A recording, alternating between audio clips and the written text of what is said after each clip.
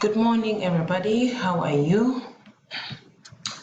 Today we're going to discuss the relational model as our fourth lecture. So in our previous lecture, we were able to look at the database life cycle. So the database life cycle, we discussed quite a number of things. So today we're going to discuss relational modeling. And relational modeling, we are going to look at, these are the things that we're going to discuss today.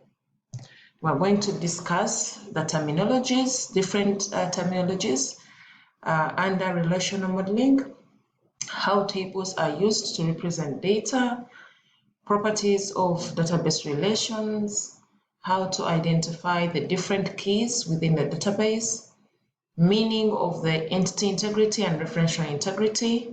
Remember, we're talking about constraints of the constraints that you can put on a table or on a relation. So we are going to discuss these constraints under entity integrity and referential integrity, and then we shall finalize with looking at base relations and views and how those two differ. Okay. So, relational model terminologies. What is a relation? A relation is a table, and a table is a stream of rows and columns. So one thing that you need to understand, or the terms that we are going to be using henceforth, are these terms that I'm going to be defining. So it only qualifies to be a relation at the logical design, okay? So we discussed yesterday the conceptual design, the logical design, and the physical design. At the conceptual level, we call it an entity. At the logical level, it becomes a relation. So a relation is just a table, okay? It is a table. So this table will have, for example, we shall call it a table called student, which shall have a registration number, first name, last name, etc. This is what we call a schema. But of course, this schema is the one that that helps us to create a table or to have a table at the end. Then we have an attribute. An attribute is a named column. So now this is our relation called student, okay? So each and every particular column, this column is called registration number. This column is called first name. This column is called last name. So each and every particular column is referred to as an attribute. So sometimes we call it an attribute, other times we call it a field, and other times we can refer to it as, sometimes it's a column, a field, and other times it is referred to as, how do we call it? Anyway, I'll remember along the way and then I'll mention it. Then we have a domain. A domain is a set of allowable values for one or more attributes. Like I said, at the time of implementing or programming your database, sometimes you will have to put some domain on certain attributes. So one, we use it as a security mechanism because sometimes you don't want people to put in as much information to a particular attribute as they may so wish. Other time we do it because you want to minimize on the space. So when you set your attribute, for example, you say registration number. For example, you say registration number, which is, for example, an integer, okay? You can say registration number is an integer. You can say registration number is a varchar, okay? And then you say it's going to be 15 characters. So you can decide to say, you can specify the domain that you want your attribute to have. But at the end of the day, we do it because sometimes there are certain attributes that have limited number of characters. So a registration number, for example, cannot exceed a number of characters. Let's say it cannot exceed 15 characters. So you limit that to 15 characters, such that when someone comes and they're trying to forge someone's registration number, or they are putting in a wrong registration number, they will always be reminded that they are inputting a wrong registration, sorry, the number of characters that they are specifying is too long. So then we have what we call a tuple. A tuple is also referred to as a row, and sometimes it's also referred to as a record. So the terms are used interchangeably. You can call it a tuple, a record, or a row. Then you have a degree. The degree looks at the number of attributes that you're going to have in a relation. In other words, the number of columns or fields that you're going to have in your relation are referred to as the degree. So an attribute is referred to as a column, and other times it's referred to as a field. Okay, so then we have cardinality. Cardinality looks at the number of rows that you're going to have in a relation. Remember, I said a row is a tuple and at the same time is called a record. So you have a relational database, and we're saying that a relational database is a collection of normalized relations with distinct relation names. So a database is a collection of relations. So a university database, for example, will have a student relation, it will have a program relation, it will have a faculty relation, school, lecturer, etc. So where you have a combination of all those relations, then we shall call it a relational database. So just to give further explanations to the terminologies that I have explained, this what you see, branch number, streets, city, and postcode, those are attributes which are also referred to as columns. Now this is a relation called branch, or it is a table called branch. Then the cardinality looks at the number of records that you have in a relation. So in this case, the cardinality of this relation is 5. Then you have the degree. Degree looks at the number of columns or attributes that you have in a relation. So you have a relation called branch, and then also you have a relation called staff. So you have what you call a primary key. Now, you have a primary key for each and every particular relation. It only qualifies to be a relation if it has a primary key. Now, a primary key is a unique identifier. It is a row, or sorry, it is a row that there must be an attribute that uniquely identifies a given relation. So in this case, if you look at branch has branch number.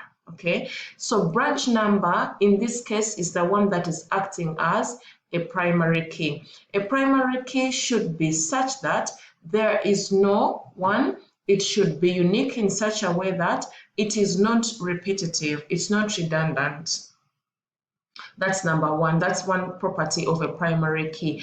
And a primary key, for each and every particular record in a relation, it cannot be left as a null value. So in essence, if you look at this particular a particular relation branch, the branch has this as the branch number. So you cannot have another record that is going to have, for example, a branch number B007 within the same relation.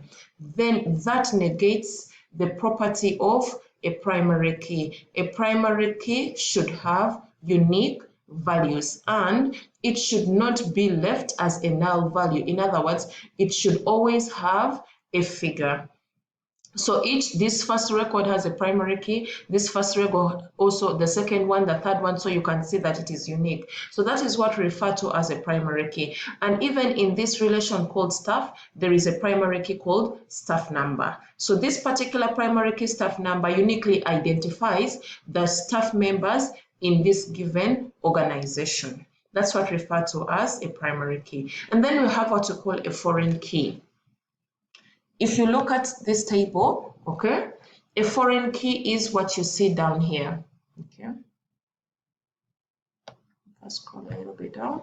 Okay, this is what you see here is a foreign key. It is a primary key in its mother relation. Okay, it is a primary key in the mother relation, but where you are going to use it in another relation, it becomes a foreign key. Why do we use foreign keys? Because you want to reference two relations. Remember, in my introductory lecture, I said that a database is a set of logically related data. So where you have two relations that are related, for example, a staff member works in a given branch. So that means there is a relationship between a staff and a branch. But that relationship can only be effected if there is a foreign key. So in other words, each and every particular staff member, for example, this staff member called John White with a staff number SL21 works in a branch called B005. Let's take a scenario where you have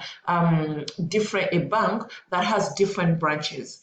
And for each and every particular branch, you have different employees. Remember, there is no single employee that can work in more than one branch. So that means that an employee is identified by not only their staff number, but the branch that they are working at. So that is why in this table that you see called staff, each and every particular person is attached to a given branch, okay? But you will not find a given person here that is attached to more than one branch. So branch number in this case is acting as a foreign key because it has to reference the relation called branch. So in this case, John White is working at B005, and B005 in this table is 22 Deer Road, London, with that particular postcode. So that is primary keys and the foreign keys. Then we talked about domains, and a domain is these are set of allowable values for each attribute that you're going to have in a relation. Remember, it's not mandatory that all attributes in your relation should have an attribute domain. It's only for a few that you may choose to have. For example, if you look at sex, you have on many occasions filled certain forms where you're only required to put M or F because the character size was strict to only one character. You have also you have filled other forms where they have limited the number of characters that you can enter. So that limitation is what we refer to as attribute domain. Oh, sorry. Okay, so these are the alternative terminologies that we're going to use. So when I say a relation, just know I'm referring to a table. Other times it's referred to as a file. When I talk of a tuple, I can refer to it as a row. Other times it's a record. If I'm talking about an attribute, other times it's a column, and other times it's referred to as a field. So what is an entity? An entity is a real life object that we can store information about, okay? An entity could be a person, could be a product, it could be an organization. So that particular object that you can hold data about is referred to as an entity. Now, an entity can be of physical presence or it can be of logical presence. Physical presence is where it's an entity that you can touch, that you can see, that you can feel. That is an entity with physical existence. And then you have an entity with a logical existence. You cannot touch it, you cannot feel it, you cannot see it. For example, a cost unit is an entity, but you can't, it's logical in nature. And then you have entities that are strong and entities that are weak. Along the way, we're going to discuss this in detail. But a strong entity is an entity that can exist on its own, and it's usually identified by a primary key. Whereas a weak entity is an entity that can only exist in the database because of a strong entity. So in other words, it's dependent on another strong entity. Then we have what we refer to as an entity type. An entity type is the set of all possible values of an entity. For example, you have all possible students that you're going to store in your database. So it is represented by the name of the table and the schema. So if I can, for example, I can have the student entity here. I put student, okay? That is your entity type, student. So student, it can be a lecturer, it can be a course, it can be a program, but it's represented by the name of the table and its schema. That's an entity type. And then you have an entity occurrence. An entity occurrence is the individual occurrence of an entity. So in other words, you're looking at the number of, it is similar to a row in the table. So the different rows, like what the previous illustration that I saw, for each and every particular row that you have in the table, it's referred to as an occurrence, an entity occurrence, or an entity instance. Then we have a relational schema.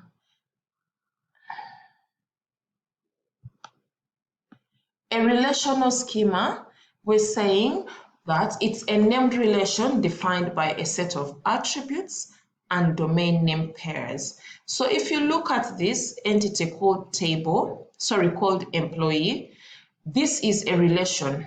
It's a schema. It has employee name, sex, date of birth, employee ID, and department. Employee ID is a primary key. Primary keys, we usually underline them. And a relational database schema is a set of all relations in your database. A set of all relational schemas in your database. For each and every particular schema, it should have a distinct name. Remember that in a database, you cannot have two tables that have the same name. Each and every particular table has to be distinct by having a distinct name.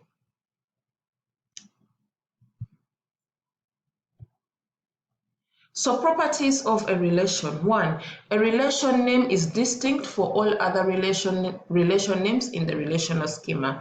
That's what I've just said previously. For each and every particular relation in a database, it should be distinct. Each cell of a relation should be single atomic. Single atomic in such a way that you cannot break it further. So if you look at a registration number, your registration number as a student, a registration number is single atomic. Why? Because you cannot break it any further. You cannot have different values that are held for that particular registration number. However, if you look at address, address is not single atomic, okay? Address is not single atomic. Why? Because address can mean email address, it can mean physical address, okay? It can mean postal address. So address as an attribute is not single atomic. So why? Because it has other components that are attached to it. So we are saying that a relation can only be a complete relation if the values of the cell are atomic. Then each attribute should be distinct for each and every part in your relation, like the relations that we saw, the relation called staff. Each and every particular column should have a distinct name. You cannot have two columns having the same name. then the values of an attribute are all from the same domain. In other words, if you anticipate to have if, for example, you have a relation, let's think of a relation called student. Okay, so if student under registration number, if you have specified that registration number is going to have 15 as the attribute domain, okay, it means that where registration number will appear in any other relation, for example, if it's going to be a foreign key in any other relation, then that domain should be the same. It should cut across. Then each tuple is distinct. In other words, that each and every particular record or row should be distinct. And what makes it distinct is the presence of a primary key. Then the order of the attributes is insignificant. It doesn't matter which attribute comes first. The same thing with the tuples or relations. The order does not matter. Then we have keys. We have primary keys, we have alternate keys. So these are the different keys that we're going to be looking at when we are designing databases and even in the process of implementation. So you have a primary key. A primary key is a candidate key selected to identify tuples uniquely within a relation, like the table that we saw in branch and staff number. For branch, there was a branch number as a primary key, and staff, we had staff number. So it is that particular where you have the primary key is that particular attribute that you have selected that is going to uniquely identify each tuple. So in this case, you select branch number. And then you have an alternate key. An alternate key are those particular attributes that qualify to be primary keys, but they have not been selected as one. So in instance, you can have, if you look at an entity called student. Okay, you have an entity called student. Student has a registration number. Student has a first name. Student can also have a contact in terms of a phone number. Okay, a student can have a contact in terms of a phone number. So in this case, you choose a registration number to be your primary key. But if you look at contact number, the values of the contact number can be unique because no other person can have the same telephone number as the other. So that means that contact number can also act as a primary key, but you have not selected it as one. So that means contact number becomes an alternate key. Then we have a foreign key. In my demonstration, where we had a branch number and a branch and a staff relation, we had branch number being a foreign key in a relation called staff. So we are saying that a foreign key is an attribute or set of attributes within a relation that matches the candidate key of some relation. So we had the branch number, which was a primary key in a relation called branch, but it was a foreign key in a relation called staff because each and every particular staff is attached to a given branch. Another example that I can give is where you have a student, okay, and the program. Okay, so the student has a registration number, okay, the student has a first name. Then under program, you have the program code, okay, and then you have the program name. Program code like BSSE, program name like Bachelor of Software Engineering. Remember that a student always has to, you are attached to a given program. There are those that are doing computer science, there are those that are doing software engineering. So we have got to represent that because these two tables are related, and therefore we have to find a way of referencing them. Okay, so for each and every particular student, a student does a given program, okay, and the program has many students. So implying that this particular program will have a student's registration number. No.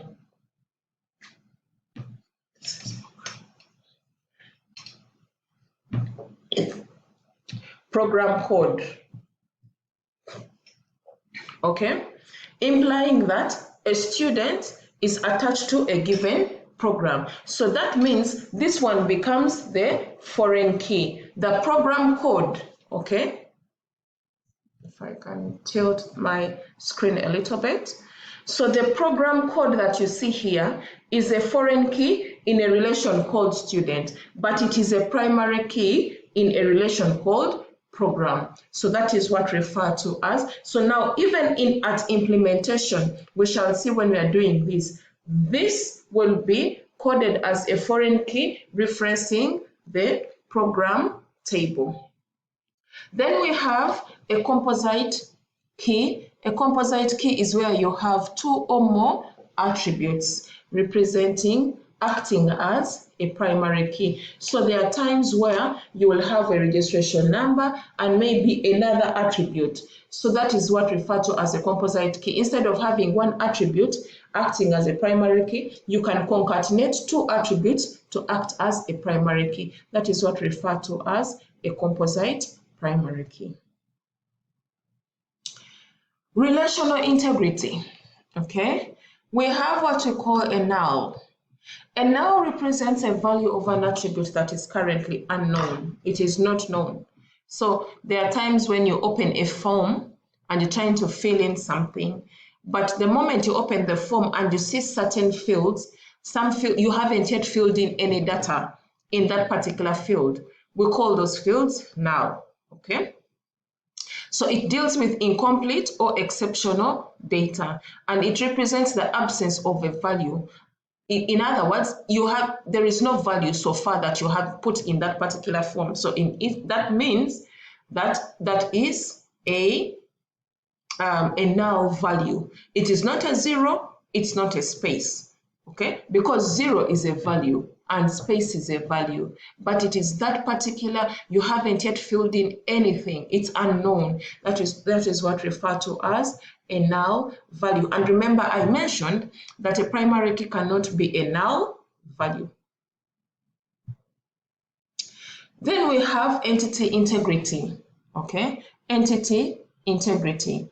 Entity integrity, in a base relation, no attribute of a primary key can be null. What am I saying? We're saying that if you have chosen a particular attribute to be a primary key, that means you cannot leave it as a null value. Then to identify each row in a table, the table must have a primary key. That is mandatory. A primary key is a unique value which identifies each row. If we go back, if you can go back to the table that I showed you, that is the staff table, each and every particular row had a primary key, and where the primary key was, the values were unique. So this requirement is called the entity integrity constraint.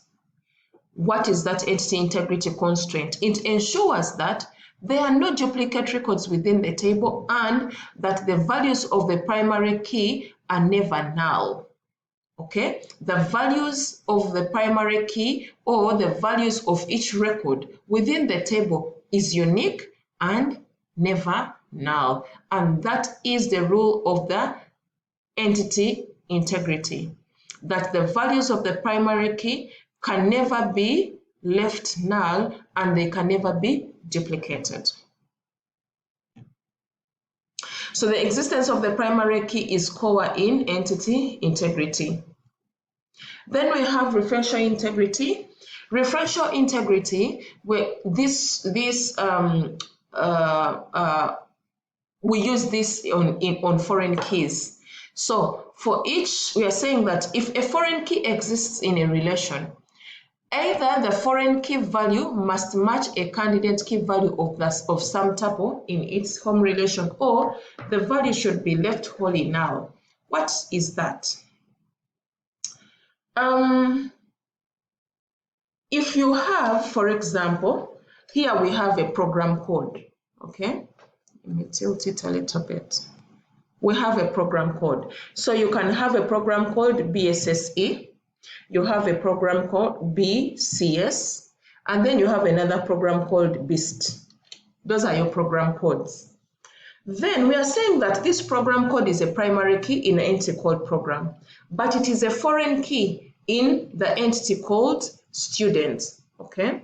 So we are saying that with Relational Integrity, the values of the foreign key, now this is the foreign key, we're saying that you can have BSSE if a student, for example, a student with the registration number XX called Sarah, that is their program code.